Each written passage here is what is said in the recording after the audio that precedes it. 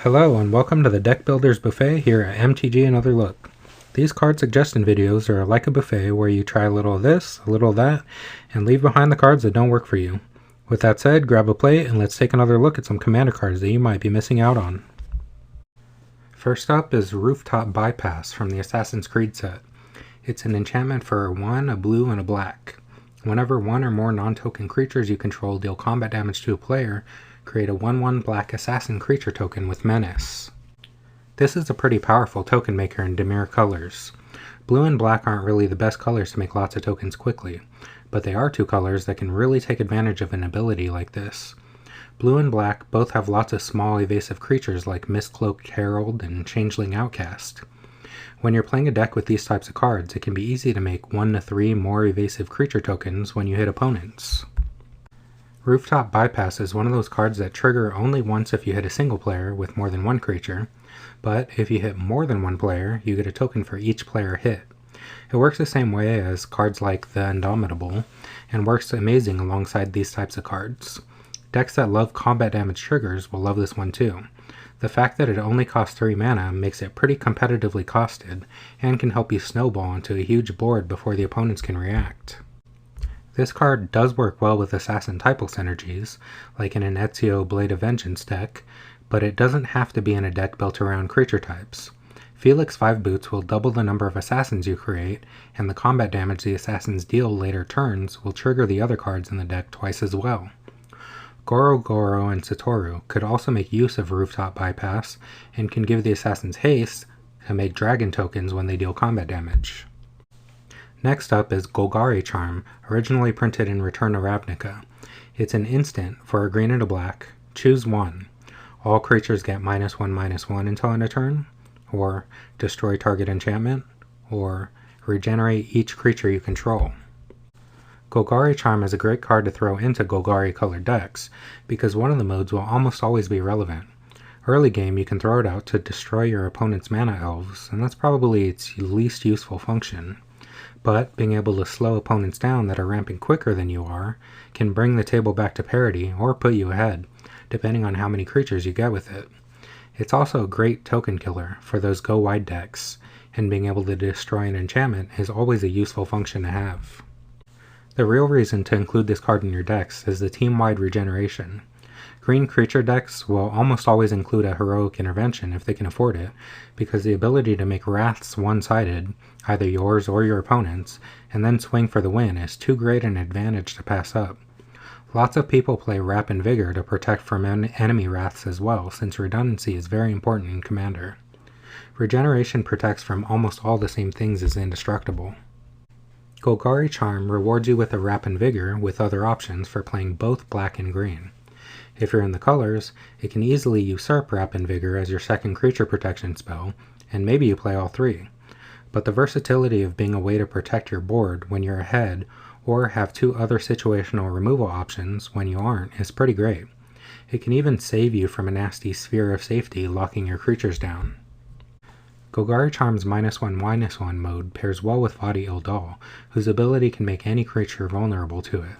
Grismold the Dreadsower makes tokens for your opponents and yourself that can be taken care of with Golgari Charm, and pump Grismold with a bunch of counters.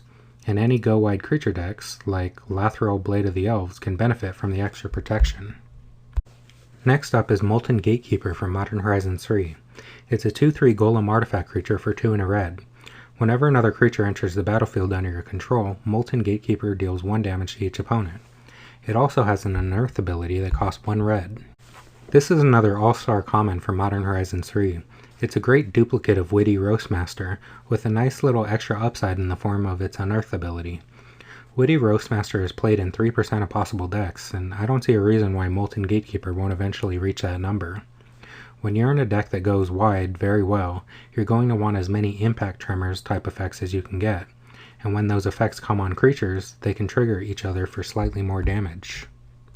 Molten Gatekeeper being an artifact creature can also help it to synergize with cards that care about artifacts in a way these other effects can't. It can be used for Duretti Scrap Savant's abilities to either be sacrificed to get a bigger artifact out of your graveyard and be returned with its unearth cost, or be brought back from the graveyard when you're ready to play your Mirror Battlesphere for 5 damage. It pairs well with all those cards that create lots of artifact creature tokens. I would put it in a deck like Alibu Ancient Witness so it can be counted for the ability and help deal fast damage to get opponents low on life early. It can be an easy addition to all the other ETB damage effects that go in Norn the Wary. It can also make Saint Traft and Rem Careless into a damage machine with all the tokens it can make when tapping. Next, let's talk about Inquisitor's Flail from Innistrad. It's an equipment for 2 with an equip cost of 2. If equipped creature would deal combat damage, it deals double that damage instead. If another creature would deal combat damage to equipped creature, it deals double that damage to equipped creature instead. This card sees almost no play, and I'm not too sure why. It seems like a pretty decent and cheap damage doubler. Effects like this usually cost 4 or 5 mana, or sometimes even more. Furnace of Wrath costs 4 with 3 red pips. Dictate of the Twin Gods costs 5. These effects usually affect your whole team, which makes the extra investment worth it. One-sided versions of this effect that don't double damage to you or your permanents usually cost even more. Inquisitor's Flail does only affect one creature, but that doesn't have to be a problem. If you're in a deck that cares about high power or a Voltron deck, your power is naturally already going to be funneled into 1 or 2 permanents. And if you've got the largest creature on board, or spent any time giving those singular threats any kind of protection, like Indestructible, the doubling of combat damage to the equipped creature won't matter much. What's great about Inquisitor's Flail is that it combines well with Double Strike. If you've equipped a creature with both the Flail and Lizard Blades, you're going to be dealing 4 times as much damage. Another instance of Double Strike does nothing, but a cheap damage doubler will stack well with it. Inquisitor's Flail would go great alongside a Zergo Helm Smasher, taking him from requiring 3 hits of commander damage into only 2, and the indestructibility he'll have on attack makes the extra damage to him irrelevant. Jeska, Thrice Reborn, targeting a creature equipped with the Flail multiplies its damage by 6. That can be an absurd amount of damage to an open opponent for relatively low amounts of mana. An equipment commander, like Balan Wandering Knight, can make great use of a damage doubler with its double strike, and the Flail will synergize with all the other equipment effects. The last card I want to talk about is Firemane Commando from March of the Machine commander decks. It's a 4/3 Flying Angel Soldier for 3 and a white. Whenever you attack with 2 or more creatures, draw a card. Whenever another player attacks with 2 or more creatures, they draw a card if none of those creatures attacked you. I love card draw. I love incidental card draw. And because of that, fitting as many cards that can provide card advantage in your decks, whether incidentally or not, without disrupting the theme or making the deck worse, can make your turns flow so much smoother. A lot of people will put together formulas for deck building, saying you need 10 ramp spells, 10 draw spells, etc. But I think a lot of deck building isn't so cut and dry. It's a good idea to include a good number of both of those things, but when there are cards that fit the strategy of your deck well enough, and also sometimes draw cards, your deck will almost always benefit from including them. Firemane Commando is a card that I wasn't too sure about at first. It can draw your opponent's cards, which is something I never want to do if I can avoid it. But once I saw it in play a few times, I've grown to see its value more and more. It's a creature with a decent sized body and flying and can also draw cards. It only costs 4 mana, which makes it not too difficult to fit into most curves. And when you're in a creature deck with white, especially one that's not too focused around tiny creatures that can benefit from Tokasia's Welcome or Welcoming Vampire, you're going to need all the help you can get. Without the cards that work with mana value 3 or less, or cards that draw off power 2 or less, the draw options in white are pretty limited. You have Esper Sentinel and Trouble in Pairs as some of its best ones, and those are great, but pretty expensive cards.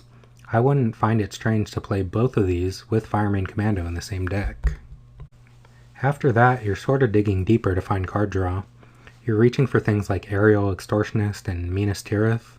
Both are great, but you need more redundancy, and I think Firemane Commando is definitely good enough to play in a lot of mid-range or aggro creature decks. The cards that your opponents draw are not ideal, but when they come attached to an effect that dissuades your opponents from attacking you and dealing damage to your opponents, it's subtly helping you lower enemy life totals to make your job of taking them out easier. When you look at Firemane Commando's EDH rack page, you'll just see a bunch of angels.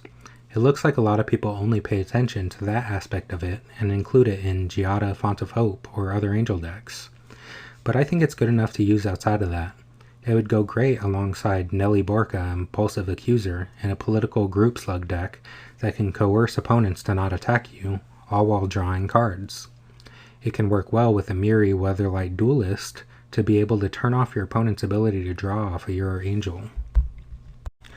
Thank you for watching, everybody. What do you think about the cards we discussed today? Are these cards diamonds in the rough, or just more rough?